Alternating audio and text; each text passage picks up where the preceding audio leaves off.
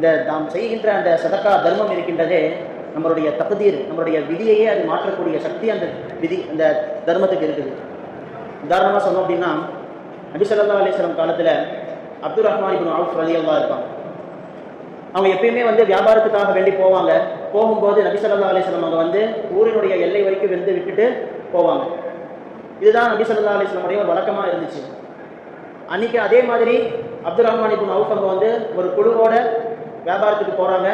ஆனால் அன்றைக்கி நபி ஸல்லல்லாஹு அலைஹி வஸல்லம் அவங்க மதீனாவுடைய அந்த எல்லை வரைக்கும் கொண்டு போய் விடலை, இங்கிருந்தே வழி அனுப்பி விடுறாங்க. அப்போ அங்கே இருந்த சஹாபாக்கள் ஹுதைஃபத்துல் யமான் அவங்கெல்லாம் கேட்குறாங்க, யா ரசூலல்லாஹ் ஸல்லல்லாஹு அலைஹி வஸல்லம், இந்த மாதிரி நீங்கள் அப்துர் ரஹ்மான் இப்னு அவுஃப் ரலியல்லாஹு அவங்க போகும்போது நீங்கள் எல்லை வரைக்கும் போய் விட்டுட்டு வருவீங்களே, ஏன் இந்த வாட்டி நீங்கள் போகலை அப்படின்னு. இல்லை, இப்போ இன்றைக்கி போகிறாரே, போயிட்டு அவர் திரும்ப வரமாட்டார். இப்போ போகக்கூடிய அப்துர் ரஹ்மான் இருக்கிறாரே, அவர் திரும்ப வரமாட்டார் என்பதாக என்னுடைய தோழரை நான் எப்படி முகமலர்ச்சியோடு நான் அனுப்பி வைப்பேன் என்பதாக நபி ஸல்லல்லாஹு அலைஹி வஸல்லம் வருத்தப்படுறாங்க. 3 மாதம் கழியுது. அப்துர் ரஹ்மான் அவர்கள் திரும்பி வராங்க. 3 மாதம் வியாபாரம் முடிச்சுட்டு அப்துர் ரஹ்மான் அவர்கள் திரும்பி வராங்க. இப்போ நபி ஸல்லல்லாஹு அலைஹி வஸல்லம் சஹாபாக்கள் கேட்குறாங்க. இத்தனைக்கும் நபி ஸல்லல்லாஹு அலைஹி வஸல்லம் பொய்னா இல்லைனே தெரியாது. அப்படி இருக்க நபி ஸல்லல்லாஹு அலைஹி வஸல்லம் அவர்கள் சொன்னது நடக்கலையே அப்படின்னு சொல்லிட்டு சஹாபாக்கள்லாம் கேட்குறாங்க, இந்த மாதிரி சொன்னீங்களே யாரை சொல்லலாம் அப்படின்னு. அப்துர் ரஹ்மான் அவுஃப் ரலியல்லாஹு அழைச்சி விடுறாங்க. அவங்களும் வராங்க. வந்ததுக்கப்புறம் கேட்குறாங்க, நீங்கள் என்ன செஞ்சீங்க, எதனால் செஞ்சீங்களா அப்படின்னு.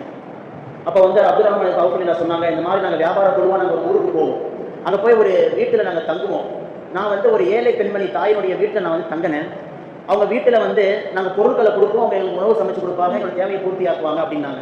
அன்றைக்கி ஒரு நாள் இரவு நாங்கள் தங்கும்போது அந்த தாயுடைய அழுகுரல் எனக்கு கேட்டுச்சு, அழுதுட்டு இருக்கிறாங்க.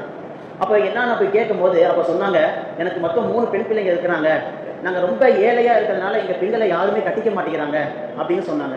உடனே அப்துர் ரஹ்மான் அவுஃப் ரலியல்லாஹு அடுத்த நாள் காலையில் தன்னுடைய குழுவில் அப்படின்ட்டு ஏறான் செய்கிறாங்க, உங்களில் யாராவது திருமணம் முடிக்காத ஏழை இருக்கிறீங்களா, இந்த வீட்டில் 3 பெண் பிள்ளைகள் இருக்கிறாங்க, அவங்க யாராவது திருமணம் முடிப்பதற்கு நீங்கள் முன் வந்தீங்க அப்படின்னா அவங்களுடைய மகர் 10,000 திரகத்தை நான் தரேன் அப்படிங்கிறாங்க. அவங்களுடைய மகரா 10,000 திரகத்தை நான் கொடுக்குறேன்னு சொன்னாங்க. 3 வாலிபர்கள் முன்னாடி வந்தாங்க. அவங்களுக்காக வேண்டி 10,000 திரகத்தை, இப்போ 30,000 திரகத்தை அவங்களுக்காக கொடுத்து மகரா கொடுத்து திருமணம் முடிச்சு வைக்கிறாங்க. அந்த பெண்மணிகள் எல்லாருமே நம்மளுடைய ஊருக்கு தான் யார் சூழலில் வாக்கப்பட்டு வந்திருக்கிறாங்க அப்படின்னு, இதுதான் நான் பண்ணேன் அப்படின்னு அப்துர் ரஹ்மான் அவுஃப் ரலியல்லாஹு சொன்னாங்க. அவங்க அந்த பெண்களை கூப்பிட்டு ரசூலுல்லாஹ் கேட்டாங்க, நீங்கள் இவருக்காக வேண்டி எதனா பண்ணீங்களா அப்படின்னு. ஆமாம் யார் ரசூலுல்லாஹ், எங்களுக்காக வேண்டி நாங்கள் திருமணம் முடிக்காமல் இருந்தோம், எங்களுக்காக இவர் துஆ செஞ்சாங்க. துஆ செஞ்சு அல்லாஹ்வுடைய கிருபையில் மௌத்தா போயிடுவாங்க அப்படின்னு சொன்ன அந்த வார்த்தை இவங்க செஞ்ச அந்த சதகாவின் மூலமாக அல்லாஹ் தஆலா மாற்றிட்டாங்க.